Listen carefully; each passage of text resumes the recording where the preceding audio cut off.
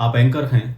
Radio jockey हैं, TV में, stage पर या किसी भी तरह से कोई बोलने का काम करते हैं, अपने आप को प्रेजेंट करते हैं। पर्सनैलिटी डेवलपमेंट की बात करें जो कि आपको इंटरव्यूज़ में काम आती है, यानी कि आपकी बोलने की कला, आपकी बॉडी लैंग्वेज कैसी होनी चाहिए और साथ ही आपका पोस्चर कैसा होना चाहिए, आपके मॉड्यूलेशंस कैसे होने चाहिए, आवाज़ के साथ आप कैसा खिलवाड़ कर सकते हैं और इस आवाज़ के प्रोफेशन से जुड़े हुए फील्ड में आप कैसे काम कर सकते हैं। यूट्यूब का आजकल बहुत ट्रेंड चल रहा है, यूट्यूबर लोग बनना चाहते हैं, लेकिन उसके लिए क्या आपको बोलने की तैयारी करनी है ताकि प्रेजेंटेबल आप हो जाएं, लोगों तक आप जो कंटेंट पहुंचाना चाहते हैं एज अ यूट्यूबर, इन सभी के लिए ये प्लेटफॉर्म है मीडिया मास्टर क्लास।